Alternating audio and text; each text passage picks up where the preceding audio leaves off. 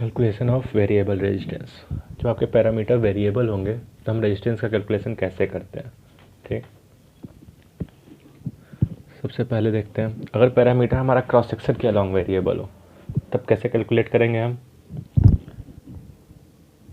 तो variation of parameters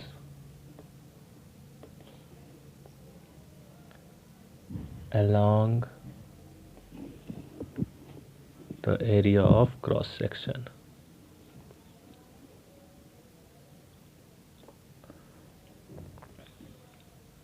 ठीक, मान लिया कोई रेजिस्टेंस है,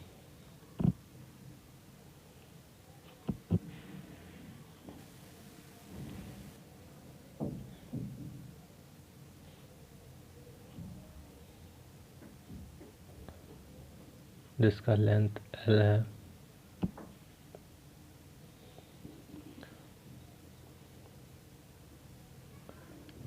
विड्थ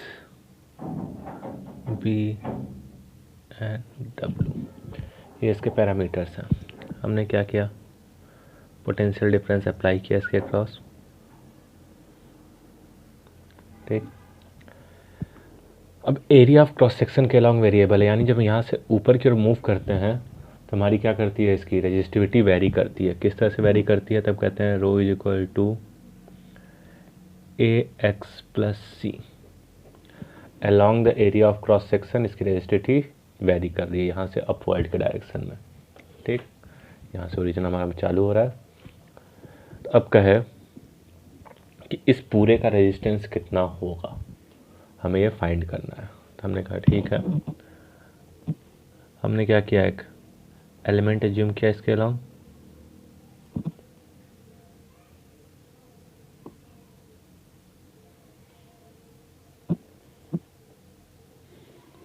एक स्मॉल एलिमेंट यहाँ से x डिस्टेंस पर dx विड्थ का।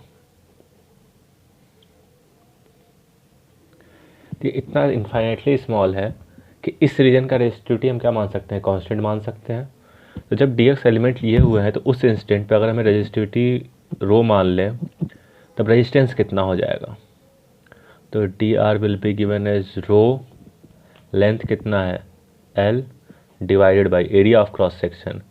तो विड्थ इसका कितना है W into dx। This will be the resistance इस एलिमेंट का। अब हमें इस पूरे ब्लॉक का रेजिस्टेंस फाइंड करना है, तो हम क्या करेंगे, ऐसे इन्फाइनेटली स्मॉल एलिमेंट्स एक के ऊपर एक रखते जाएंगे, क्योंकि इसके इंड्स के क्रॉस पोटेंशियल आपका अप्लाइड है, यानी दोनों इंड्स के क्रॉस हर एक एलिमेंट का पोटेंशियल डिफरेंस क्या रहेगा, सेम रहेगा। तो जितने भी रेजिस्टेंस है सबके इंड्स के cross same potential difference applied है, यानी ये सारे रेजिस्टेंस एक दूसरे के साथ क्या रहेंगे, पैरेलल कॉम्बिनेशन में रहेंगे। पैरेलल कॉम्बिनेशन में है तो आर इक्विवेलेंट क्या लिखेंगे हम। तो अब इसका हमें क्या फाइंड करना है, आर इक्विवेलेंट। तो we can say that R equivalent क्या होगा, 1 by R equivalent will be equal to 1 by D R का इंटीग्रेशन। ठीक, कि पैरेलल कॉम्बिनेशन है आपका, तो यहाँ से हमें क्या मिल जाएगा, 1 by R equivalent will be equal to 1 by D R, यानी W dx by rho into L, जहाँ की रो की वैल्यू क्या है AX प्लस सी। तो हम रख देंगे, हमें क्या मिलेगा, W into D X divided by AX plus C into L। अब लिमिट्स की बात करते हैं, x मिनिमम कितना होगा 0, मैक्सिमम कहाँ तक जाएगा b तक। तो हमारी लिमिट्स कहाँ से कहाँ होगी, 0 से b। इंटीग्रेट करेंगे तो हमें क्या मिल जाएगा, 1 by R equivalent will be equal to, constant term में बाहर आ गया W बाई एल, 0 से b dx by AX plus C. Integrate करेंगे तो क्या मिल जाएगा, W by L L N AX plus C. Limits कहाँ से कहाँ है, 0 से b, यानी 1 by R equivalent will be equal to W by L L N A B plus C minus 0 रखेंगे तो ln c, यानी हमें क्या मिल जाएगा, 1/r equivalent will be equal to W/L ln AB plus C divide by C, which means R equivalent कितना आ जाएगा हमारा, तो R equivalent will be equal to L divided by W times ln AB plus C divided by C, this will be R equivalent. तो area of cross section के कार्ड vary करेगा तो इस तरह फाइंड करेंगे। अगर यही क्या हो पैरामीटर्स हमारा लेंथ के क्रॉस वेरी करने लगे तब क्या करेंगे, second variation of parameter along the length. अब लेंथ के अकॉर्डिंग क्या कर रहा है, इसका वेरी कर रहा है, तब देखते हैं।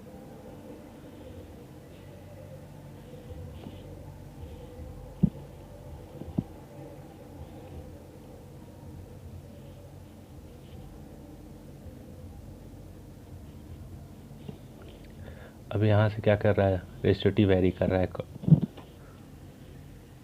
बी क्या हो जाएगा W, इसका एरिया ऑफ क्रॉस सेक्शन, ठीक। A will be equal to B into W। Again length के अकॉर्डिंग कैसे वेरी कर रहा है, rho is equal to A x plus C. तो हम क्या करेंगे, एक एलिमेंट एज्यूम करेंगे यहाँ पे,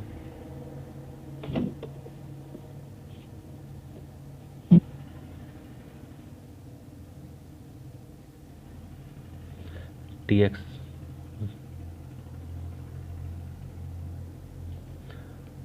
ठीक, डी एक्स लेंथ है इसका। अब इस एलिमेंट के लिए क्या होगा, रेजिस्टिविटी कांस्टेंट मान सकते हैं, बहुत ज़्यादा स्मॉल है, तो आप रेजिस्टेंस क्या लिखेंगे, तो डी आर बी गिवन है, रो लेंथ कितना है D x divide by area कितना होगा बी इंटू डब्लू। अब ये इसका रेजिस्टेंस होगा। अब ऐसे इनफाइनाइट आपके जितने भी स्मॉल एलिमेंट्स हम एडअप करते जाएंगे इसके अकॉर्डिंग, पोटेंशियल इस एंड्स के क्रॉस आपका कनेक्ट हो रहा है, करंट इधर से इधर फ्लो करेगी, यानी हर एक एलिमेंट में क्या रहेगी, करंट सेम रहेगी। अब करंट सेम है यानी हर एक एलिमेंट इन दोनों में क्या रहने वाले हैं, यहाँ पर सीरीज में रहने वाले हैं। तो आर इक्वलेंट क्या हो जाएगा हमारा, R equivalent will be given as integration of D R, ठीक। डी आर की वैल्यू मालूम है, हम रख देंगे तो हमें क्या मिल जाएगा, R equivalent will be equal to rho D X by B into W का इंटीग्रेशन। एक्स कहाँ से कहाँ जाएगा, 0 से एल, यहाँ से एक्स डिस्टेंस ये मान रहे हैं हम, तो 0 से एल। रो की वैल्यू मालूम है, हम पुट कर देंगे A x plus C D X by B into W 0 से एल। जो कांस्टेंट टर्म है वो बाहर आ जाएगा हमारा, यानी आर इक्वलेंट कितना हो जाएगा, R equivalent will be equal to 1 by B W into integration A x plus C D x 0 से एल, तो 1 by W B A x square by 2 plus C x 0 से एल, लिमिट पुट कर देंगे तो are equivalent कितना आ जाएगा, 1 by B W into A L square by 2 plus C L, तो this will be the R equivalent, ठीक। तो लेंथ के अकॉर्डिंग जो आपका पैरामीटर्स वेरी कर रहा होगा तो इस तरह हम आर इक्विवेलेंट फाइंड कर सकते हैं।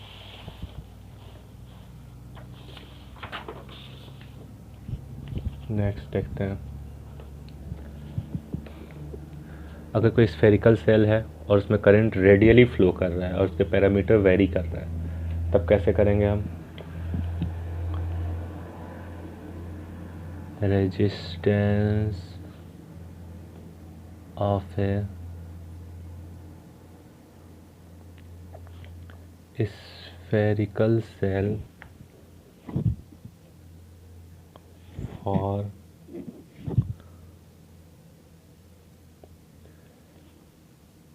Radial current flow and concept of variation of parameters। ठीक, देखते हैं हमने क्या कहा। मान लीजिए कोई स्फेरिकल सेल है, ठीक, जहाँ ये रेडियस b है, ये रेडियस a है। करंट रेडियल डायरेक्शन में फ्लो कर रही है, यानी इस डायरेक्शन में, ठीक। और इधर से जब हम आउटवर्ड मूव कर रहे हैं तो पैरामीटर भी क्या कर रहा है आपका, वेरी कर रहा है, ठीक। अब उस केस में हम कैसे फाइंड करेंगे। अब मान लीजिए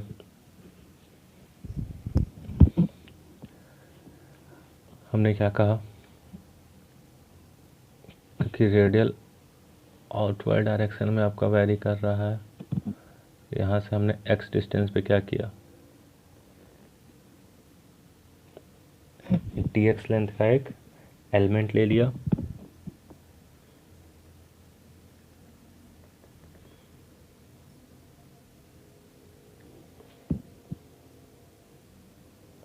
सेंटर से x डिस्टेंस पे dx विथ का, ठीक। इसका रेजिस्टिविटी क्या मान लिया हमने, रो मान लिया।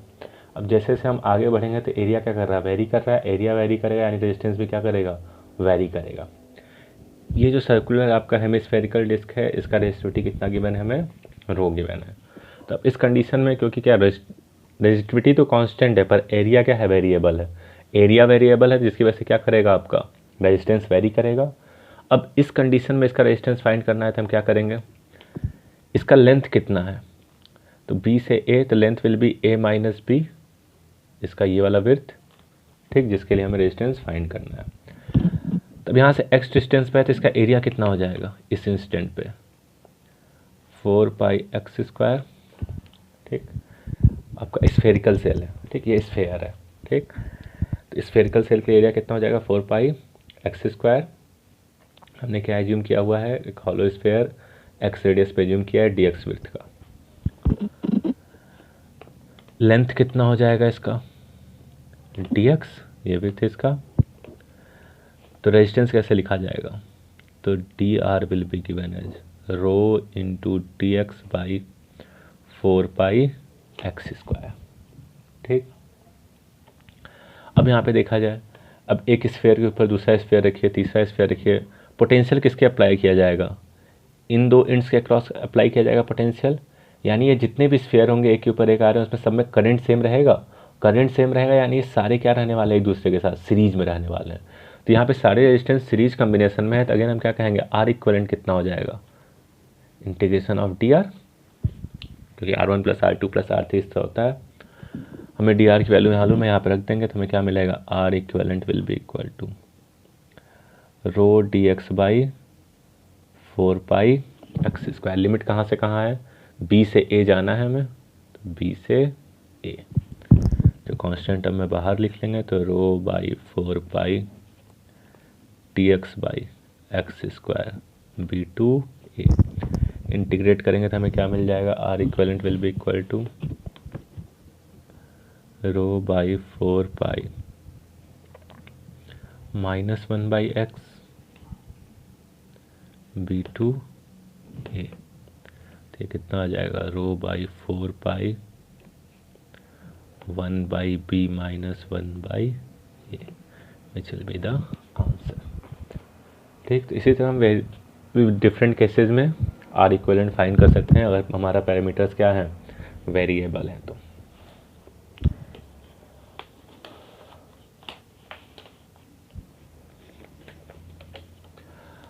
अब कलर कोडिंग की बात करते हैं, रेजिस्टेंस को कैसे आइडेंटिफाई करते हैं।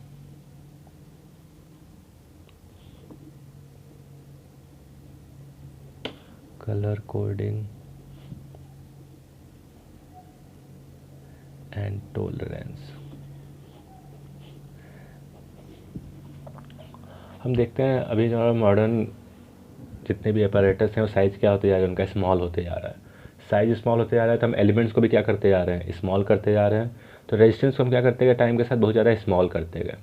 अब बहुत ज़्यादा स्मॉल रेजिस्टेंस आपको आइडेंटिफाई करना है कि उस रेजिस्टेंस की वैल्यू कितनी है, तो वहाँ पे हमारा कलर कोडिंग एंड टॉलरेंस का यूज होता है।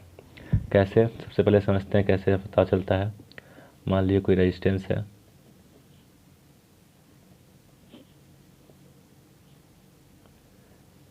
तो इस फॉर्म में रेजिस्टेंस होता है, जहाँ पे क्या होते हैं, इससे कुछ कलर बैंड्स बने होते हैं।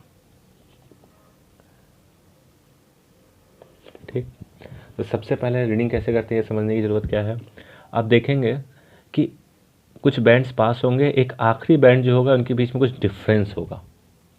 तो हम रेजिस्टेंस को पहले कुछ इस तरह इफेक्ट अरेंज करते हैं कि जो डिस्टेंस वाला बैंड है वो कुछ इस तरह से दिखाई दे, यानी आपका ये राइट हैंड साइड में चला जाए और बाकी लेफ्ट हैंड साइड में।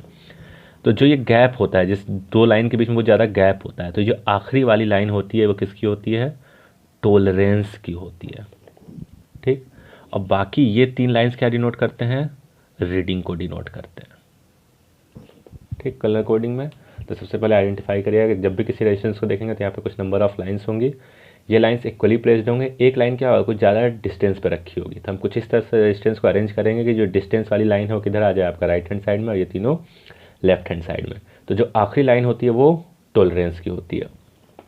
इस आखिरी लाइन के जस्ट पहले वाली लाइन जो होती है वो मल्टीप्लायर होती है, या क्या डिनोट करती है, मल्टीप्लायर को। इसके अलावा बाकी जो लाइंस होती हैं वो किसको डिनोट करती हैं, डिजिट्स को। ठीक, ये डिफरेंट कलर्स की होती हैं। तो इस तरह का रेजिस्टेंस हमें दिखता है, तो हम इस तरह आइडेंटिफाई करते हैं किस तरह की रीडिंग लिखी जाती है। अब समझते हैं रीडिंग को लिखने के लिए, तो सबसे पहले हम डिफरेंट कलर्स की कोडिंग समझते हैं क्या होता है।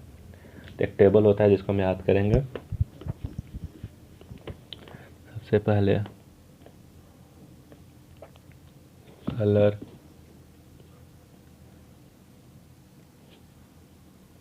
Colour code, multiplier and tolerance. ठीक, black,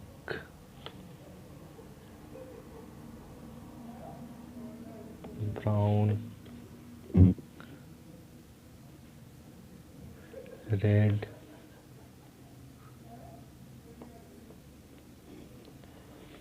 orange,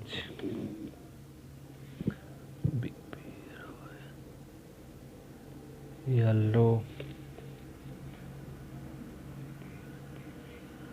capital,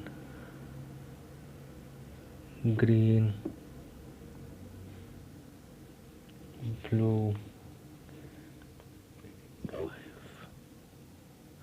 violet, Britain, very good, grey, white,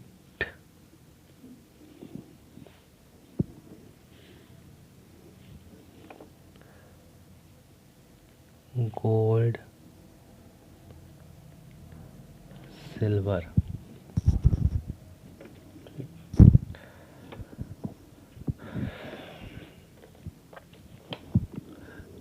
colour coding की बात करें,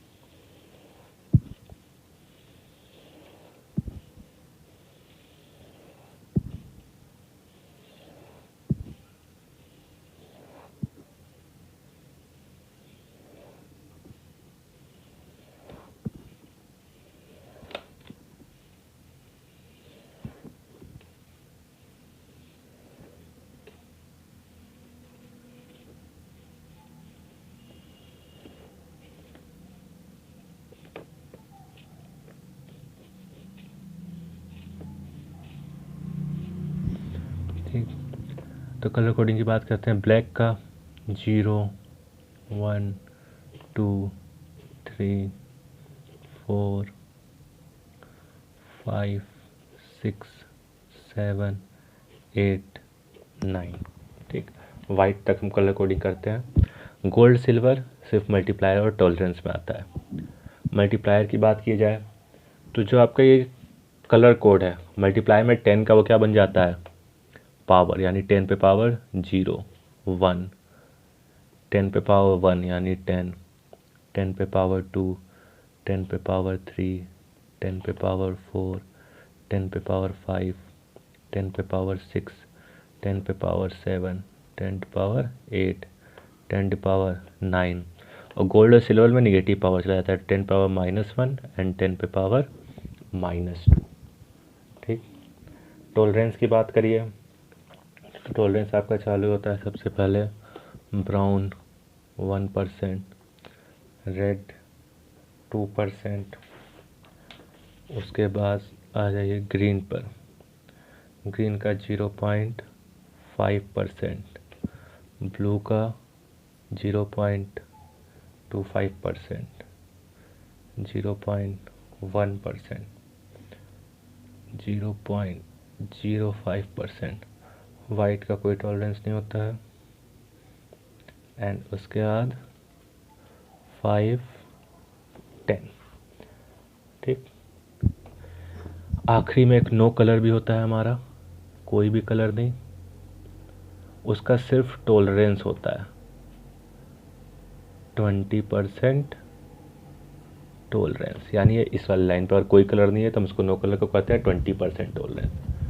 ठीक, ये नो कलर 20% टॉलरेंस अगर आखिरी लाइन पे आ रही है तो, और इसका कहीं कोई यूज़ नहीं है।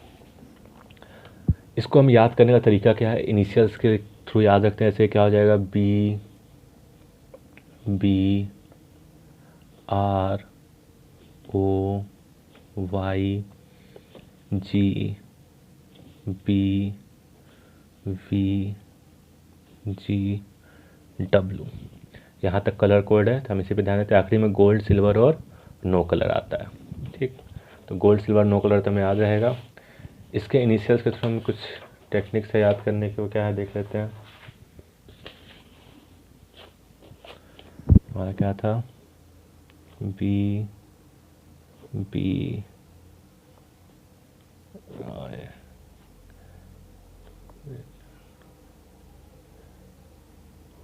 ठीक, आखिरी में हमारा gold silver and no colour.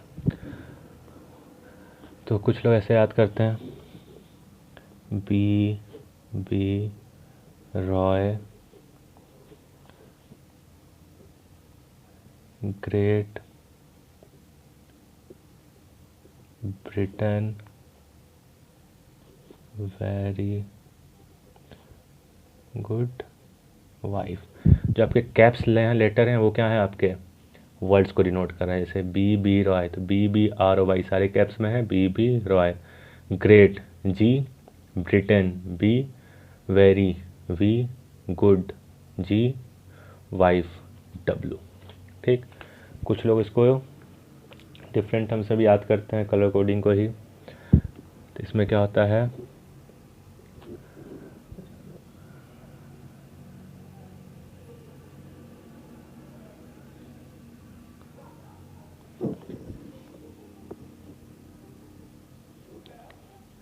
जैसे बी से इसमें डिनोट कर सकते हैं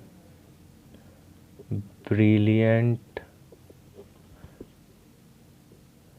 बॉय, आर रीड ओ से ओनली, वाई से यंग, जी से गर्ल, बी से बट वायलेंट,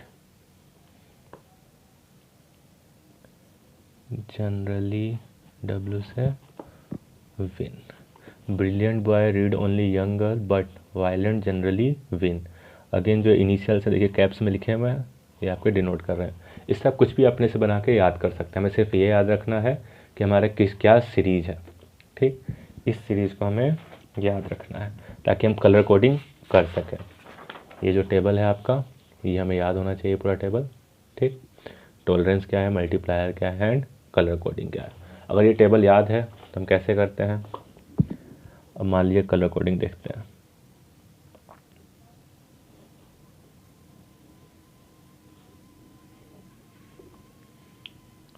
मान लीजिए आपको ये इस तरह लाइन्स गिवन है, ये आपका है blue, black, green and gold. ठीक, तो गोल्ड है तो गोल्ड का टॉलरेंस कितना होता है हमारा 5%, तो प्लस माइनस 5%। ये दोनों डिजिट्स को डिनोट कर रहे हैं ब्लू एंड ब्लैक। तो ब्लू का कलर कोड क्या होता है 6, ब्लैक का कलर कोड क्या होता है 0, तो 60 इंटू ग्रीन हमारा मल्टीप्लायर है, तो ग्रीन का कितना हो जाएगा 10⁵ तो आंसर क्या हो जाएगा 60 इंटू 10⁵ प्लस माइनस 5% ओम। ठीक, तो ये आर की वैल्यू हो जाएगी। इसी तरह एग्जाम्पल और देखते हैं। मान लीजिए हमें गिवन है रेजिस्टेंस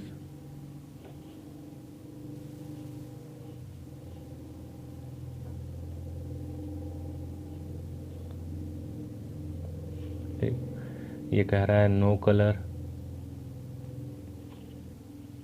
ये हमारा रेड है, this one is grey and this one is yellow. तो अब इसकी कलर कोडिंग क्या होगी, तो ये टॉलरेंस होगा नो कलर, यानी टॉलरेंस कितने का हो गया प्लस माइनस 20%। रेड हमारा मल्टीप्लायर है, यानी इनटू रेड कितना होता है 10⁻²। और बाकी दो क्या है हमारे डिजिट्स येलो एंड ग्रे, तो येलो कितना होता है 4 और ग्रे कितना होता है हमारा 8, तो 48 इंटू 10⁻², तो R is equal to plus minus 20%। तो this will be our answer, या इसको ऐसे भी लिख सकते हैं 4800 प्लस माइनस 20%। तो इस तरह कलर कोडिंग को यूज़ करके आप रेजिस्टेंस की वैल्यू फाइंड कर सकते हैं। ठीक, तो ये हमारा रेजिस्टेंस के बारे में हो गया। अब आगे हम किरचॉफ्स लॉ देखेंगे नेक्स्ट लेक्चर में।